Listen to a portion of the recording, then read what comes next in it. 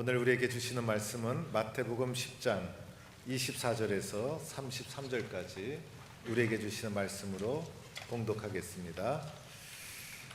제자가 그 선생보다 또는 종이 그 상전보다 높지 못하나니 제자가 그 선생 같고 종이 그 상전 같으면 조카도다.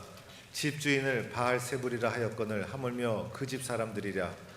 그런즉 그들을 두려워하지 말라. 감추인 것이 드러나지 않을 것이 없고 숨은 것이 알려지지 않을 것이 없느니라. 내가 너에게 어두운 데서 이르는 것을 광명한 데서 말하며 너희가 귓속말로 듣는 것을 집 위에서 전파하라. 몸은 죽여도 영혼을 능히 죽이지 못하는 자들을 두려워하지 말고 오직 몸과 영혼을 능히 지옥에 멸하실 수 있는 이를 두려워하라. 참새 2마리가 한 아사리온에 팔리지 않느냐. 그러나 너희 아버지께서 허락하지 아니하시면 그 하나도 땅에 떨어지지 아니하리라. 너희에게는 머리털까지 다 세신 바 되었나니 두려워하지 말라. 너희는 많은 참새보다 귀하니라. 누구든지 사람 앞에서 나를 시인하면 나도 하늘에 계신 내 아버지께서 그를 시인할 것이요 누구든지 사람 앞에서 나를 부인하면 나도 하늘에 계신 내 아버지 앞에서 그를 부인하리라. 아멘. 할렐루야.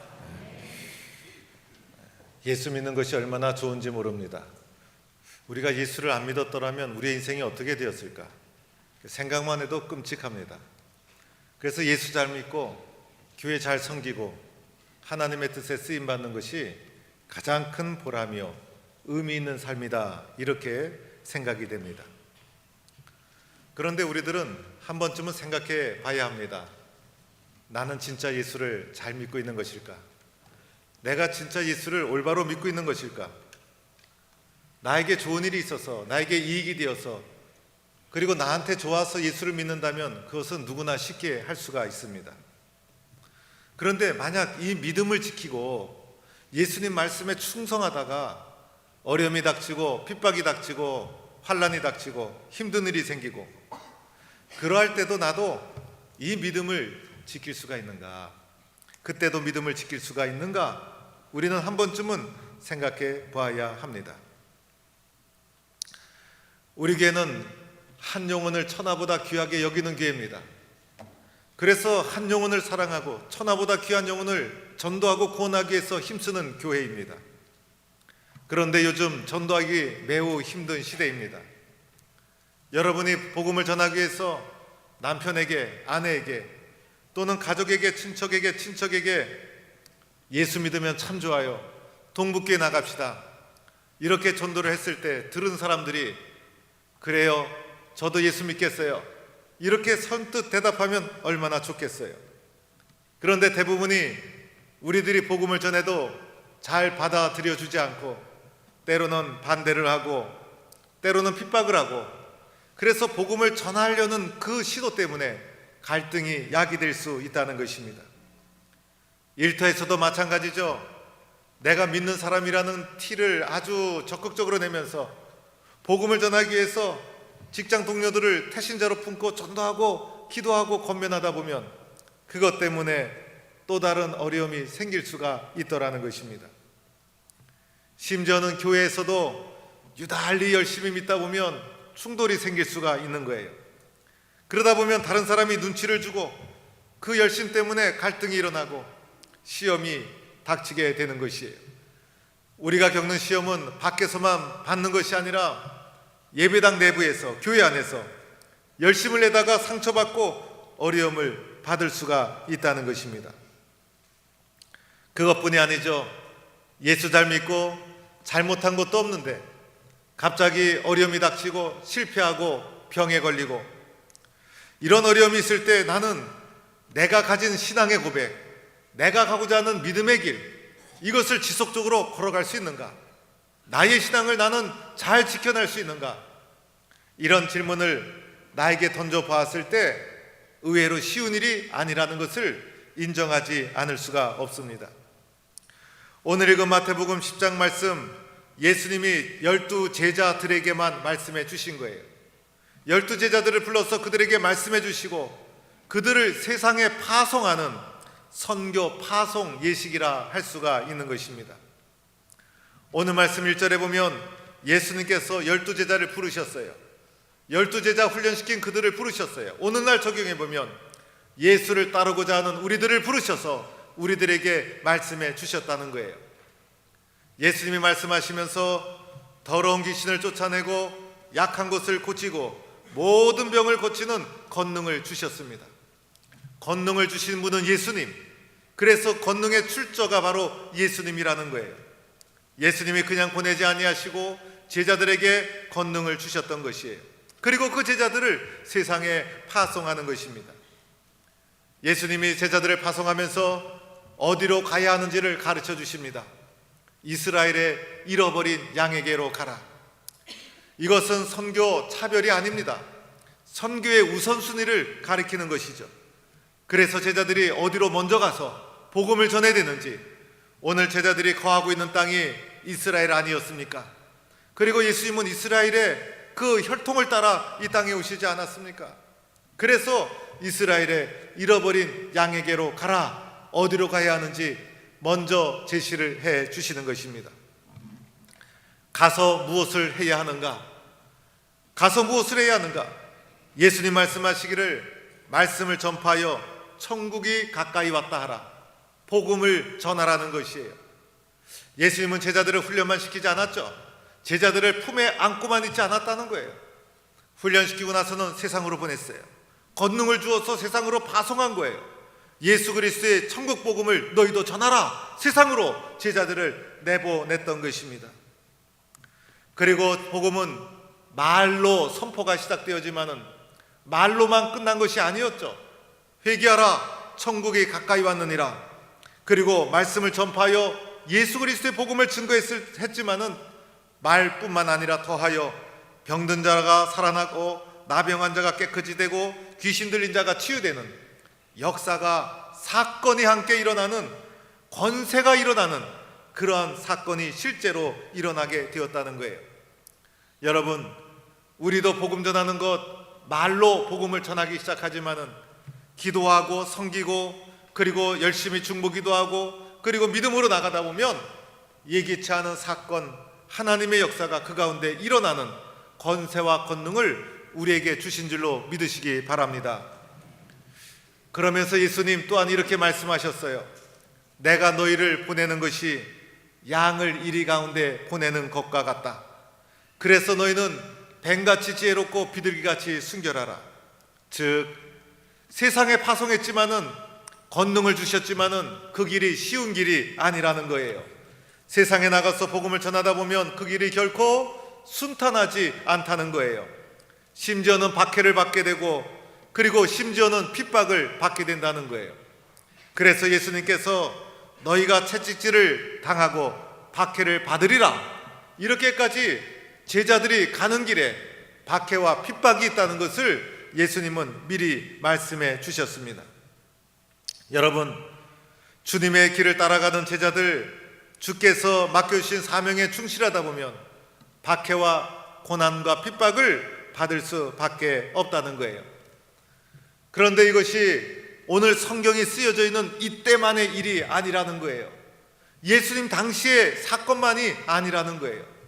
그리고 이것이 초대교회의 일만이 아니라는 것이에요. 예수님 이후로 초대교회에서 그리고 그 이후로 복음이 전해지는 곳곳마다 이런 역사가 일어나고 있었다는 것이에요. 중세에도 근대에도 현대에도 복음이 전해지는 곳마다 고난 없이 전해진 복음이 있습니까? 핍박 없이 전해진 복음이 있습니까? 가는 곳마다 핍박이, 이 바람이 몰아치고 순교가 이루어지게 되고 온갖 박해 가운데 복음이 전해지게 되었다는 거예요. 우리나라에도 복음이 전해지는 과정 속에 쉽게 전달된 것이 아니죠. 엄청난 박해와 핍박이 함께 복음이 전파되는 곳에 공존하고 있었다는 거예요. 그런데 이런 핍박이 오늘날에도 계속되고 있다는 거예요. 그리고 이것이 앞으로도 계속 진행될 것입니다. 박해와 핍박은 시대마다 양상이 달라요. 그래서 과거에는 핍박을 할 때 감옥에 가두고 그 사람을 고문을 하고 추방을 하고 이런 일이 벌어지고 있었더라면, 오늘날에는 복음을 전할 때 주어지는 핍박은 과거와는 달리 양상은 다르지만은 우리들을 힘들게 한다든지 그리고 우리들을 외면한다든지, 그리고 말로 우리들을 공격한다든지, 여러 가지 핍박과 박해가 우리 가운데 이루어질 수밖에 없다는 것입니다. 여러분, 내가 삶 속에서 예수님의 말씀에 순종해서 복음을 전하고 제자로서의 마땅한 길을 걸어가고자 하면 할수록, 예수님의 길을 따라가고자 하면 할수록 그곳에 박해는 불가피하게 일어날 수밖에 없다는 거예요. 여러분이 예수 믿고 열심히 충성하는 가운데 어려움이 생겼더라면, 그리고 힘든 일이 생겼더라면 그것을 당연하게 받아들여야 합니다. 그리고 만약 힘든 일이 없더라면 한번 가만히 생각해 봐야 돼요. 내가 열심히 부족한 것은 아닌가? 내가 하나님 앞에 정말 잘 믿음 생활을 하고 있는가? 그것을 한번 생각해 봐야 돼요. 그런데 혹시 잘 믿음에도 불구하고 어려움도 없고 고난도 없다, 그러면 감사해야 합니다. 하나님이 나를 사랑하시는구나. 어떻게 하면 하나님이 나에게 이렇게 어려움도 없이 축복해 주셨을까? 감사할 수 있는 성도가 되어야 하는 것이고, 만약에 핍박과 어려움과 그리고 힘든 일이 있을지라도 낙심하거나 절망하면 안 되는 거예요. 왜냐하면 당연한 것이기 때문에 당연한 것으로 받아들이고 그것을 헤쳐나가야 한다는 것입니다. 예수 믿고 나서 인생이 잘 풀리고 기도한 것마다 응답이 착착 되고 그리고 좋은 일이 많이 생기면 누구나 잘 믿을 수가 있는 거예요. 그때는 그 사람의 믿음을 진짜인지 가짜인지 알아볼 수가 없는 거예요. 그러나 말씀에 순종하고 열심과 열정을 다해서 주의 길을 걸어갈 때, 겪는 핍박과 어려움이 생겼을 때 그때 어떻게 대처해야 되는가? 그때가 되면 비로소 그 사람의 참신앙이 드러나게 되는 거예요. 오늘 우리가 핍박과 어려움을 당할 때 어떻게 해야 되는가? 오늘 말씀에 보면 예수님께서 제자들에게 해주신 말씀 가운데 눈에 띄는 말씀이 있습니다. 그것은 바로 두려워하지 말라는 것이에요.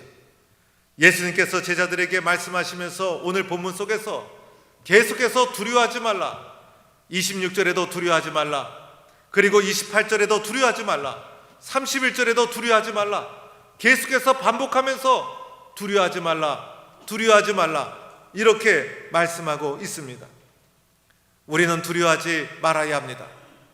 그러면서 동시에 예수님이 28절에 또 반대로는 두려워하라고 말씀하고 있는 것입니다.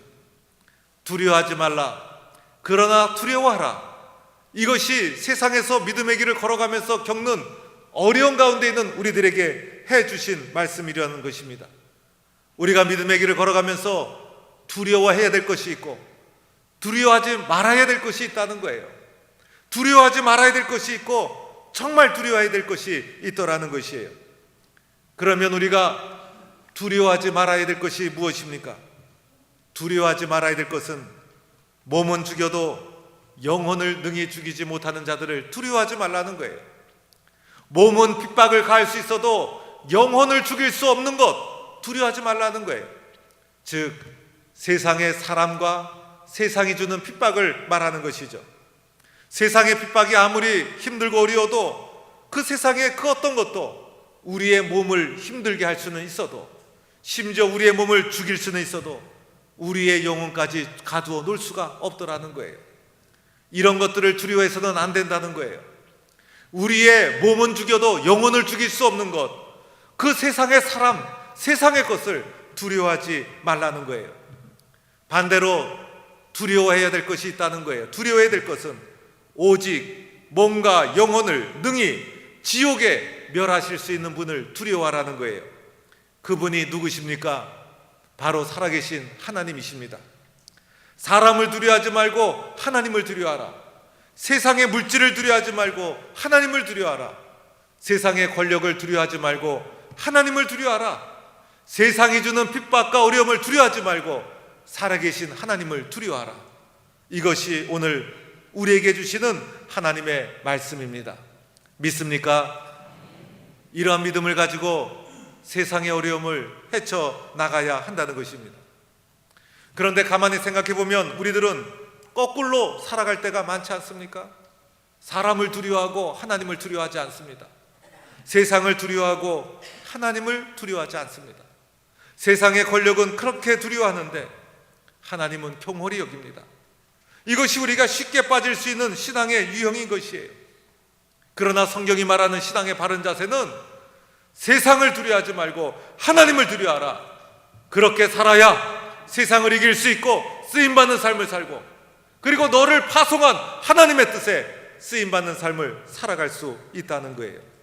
여러분, 핍박과 어려움은 가만히 있는데 받는 경우는 거의 없는 거예요. 가만히 있는데 핍박이 오고 어려움이 왔다 그러면 나의 삶을 한번 성찰해 봐야 합니다. 그런데 오늘 성경에서 말하는 핍박과 어려움은 예수님 말씀에 순종하려고 헌신하다가 겪는 고난을 말하고 있는 거예요. 내 욕심대로 내 뜻대로 하다가 넘어지고 쓰러지는 것은요, 내가 회개하고 돌이켜야 되는 것이에요. 그러나 주님 말씀 순종해서, 예수님 너무 사랑해서 하나님 뜻에 순종하기 위해서 복음을 전하고 교회를 섬기고 충성하고 헌신하는데 의외로 박해가 따르고 어려움이 따르더라는 거예요. 하나님 말씀에 헌신하면 하나님이 축복해 주시고 그 사람의 길을 활짝 열어주시고 지켜주셔야 되는데, 예수님 사랑해서 견딜 수 없는 간격을 가지고 천하보다 귀한 영혼을 구원하기 위해서 복음을 전하고 주의 몸된 교회를 충성스럽게 섬기는데 의외로 상처를 받고 어려움을 겪게 되고 박해를 받게 되더라는 거예요. 이때 우리는 어떻게 해야 되는가? 오늘 예수님이 제자들을 파송할 때 그들에게 주신 것이 있었습니다. 그것은 바로 능력이었어요. 복음에 대한 열정만 주신 것이 아니라 병을 고치는 능력, 귀신을 축출하는 능력, 약한 것을 고치는 능력도 그들에게 함께 주셨다는 거예요. 따라서 주님이 나에게 능력을 주신 줄로 믿고 우리들은 주의 일을 할 때 예수님만을 의지해야 된다는 거예요. 나의 지식, 나의 경험, 나의 성격, 그것을 앞세워서는 안 되는 거예요. 주님만이 나의 힘이 되십니다. 예수님 나를 도와주세요. 오직 예수님만 의지해야 된다는 거예요. 그래서 마태복음 10장에 제자들을 파송하면서 예수님이 하신 말씀이 있어요. 금이나 은대나 전대나 가지지 말고 배낭이나 두버릇도, 그리고 신이나 지팡이 아무것도 가지지 말라. 이것은요, 오직 예수님만 의지하라는 거예요. 세상에 그 어떤 것도 의지해서는 안 된다는 거예요. 세상에 내가 의지할 만한 돈, 세상에 의지할 만한 옷, 세상에 의지할 만한 지팡이, 그거 의지해서 복음을 전해서는 안 된다는 거예요. 오직 성령 충만해서 예수님만을 의지해라. 주의 일을 하는 곳에는 오직 예수님만을 의지해라. 그리고 제자들을 파송하면서 예수님이 이런 말씀도 해주셨어요. 무슨 말을 할까 염려하지 말라는 거예요. 복음은 말로 증거되다 보니 말을 안 할 수가 없잖아요. 어려움을 처할 때, 복음을 전할 때 무슨 말을 할까 염려하지 말라는 거예요. 무엇을 말하고 있습니까? 그때 성령께서 필요한 말을 주신다는 거예요. 즉 성령님의 인도에 의지하라는 거예요. 예수님 의지하고 성령님 의지하고 이런 심정을 가지고 주의 일에 헌신하는 거예요. 다른 것 의지하다 보면 세상적인 충돌과 그리고 갈등이 일어날 수밖에 없는 거예요. 예수님 의지하고 성령 충만해서 주의 일에 힘쓰는 거예요. 그런데 그러함에도 불구하고 어려움이 생길 수 있고 상처를 받을 수 있고 그리고 갈등이 야기될 수가 있다는 거예요. 그러할 때 어떻게 해야 되는가? 당연하게 생각하라는 거예요. 그런 일이 일어나라는 것 각오하라는 거예요. 우리 성도들 가운데 어떤 분들은 상처받고 이런 말을 할 때가 있어요. 교회가 그럴 수가 있어 이럽니다. 그런데 그런 일이 당연하게 일어나요. 왜 그런 일을 겪게 될까요? 그분이 열심히 있었기 때문이에요. 그분이 뭔가 하고 싶었기 때문이에요. 그런데 열심을 내서 하다 보면 그런 일이 당연하게 일어나는 거예요. 그런데 그런 일이 일어났을 때 이런 일이 왜 일어날 수 있을까? 너무나 나는 놀랬다 그러지 마시고 당연하게 여러분이 받아들이셔야 된다는 거예요. 이번에 여름 성경학기와 수련회를 앞두고 정교인이 함께 다음 세대를 위해서 기도회를 한 주간 동안 갖고자 합니다. 여름 성경학기와 수련회 너무 중요해요. 여름 성경학기와 수련회를 경험한 사람들은요, 그때 회심을 경험하는 거예요. 여름 성경학기와 수련회 때 뜨겁게 기도하면서 그리고 성경 공부를 하면서 예수님과의 만남을 경험하고 회심을 경험하고, 그래서 교회학교 신앙의 체험의 소중한 자리에 여름성경학교와 수련회가 놓여 있는 거예요. 1년 동안 빠짐없이 교회를 나와도요, 1시간 예배드리고 가는 것, 3박 4일 수련회하고 똑같아요. 3박 4일의 수련회가 더 밀도 있게 진행되는 거예요. 왜냐하면요, 밥을 같이 먹죠, 잠을 같이 자죠, 그리고 저녁에 기도회를 뜨겁게 하죠. 그 시간이 우리에게 주는 영적 의미는 말로 표현할 수가 없는 거예요. 그런데 우리들은요, 수련회도 중요한 것을 모르고 잘 보내지 않을 때가 있어요. 또 평일에는 학원 때문에, 학교 때문에 애들의 신앙교육을 소홀히 할 때가 있어요. 그리고 나서 나중에 아이들의 신앙이 제대로 정착하지 못하면 그것을 원망할 때가 있어요. 여러분, 수련회와 성경학교에 애들을 꼭 보내야 합니다. 그리고 신앙교육은요, 교회 학교만이 다 짊어지고 가는 것이 아니에요. 교회와 가정이 함께 해야 되는 거예요. 그래서 우리가 기도해주면 교회 학교가 힘이 나는 거예요. 지금 교회 학교가 줄어들고 다음 세대에 대한 위기의식을 우리가 느끼고 있어요. 이때 우리가 기도하면서 힘이 되어주고 열정과 열심으로 교회 학교를 바쳐 나가야 되는 것이에요.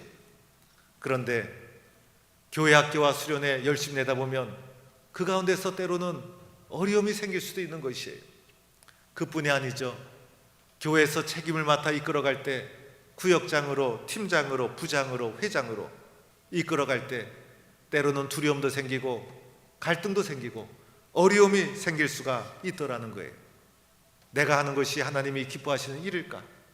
내가 하는 일을 우리 회원들이 다 받아들일 수 있을까?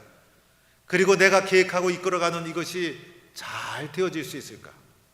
여러 가지 두려움이 생길 수밖에 없다는 거예요.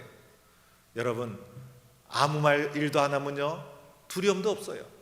그러나 하나님이 나에게 은혜를 주셔서 이 은혜가 감당할 수 없어서, 주님, 나도 주님을 위해서 나도 쓰임 받고 싶어요. 그래서 주의 이름으로 헌신하고자 할 때마다, 열정으로 충성하고자 할 때마다 어려움과 갈등이 따를 수밖에 없다는 거예요. 진짜 믿는 사람이라면 순종할 수밖에 없죠. 진짜 믿는 사람이면 충성할 수밖에 없는데, 순종과 충성의 길에 어려움과 갈등은 필연적으로 따라올 수밖에 없는 것이라는 것입니다. 그뿐이 아니죠. 여러분이 삶을 살아가면서 뭔가를 새롭게 시작할 때마다 우리 마음속에 찾아오는 것이 있어요. 바로 두려움이라는 거예요.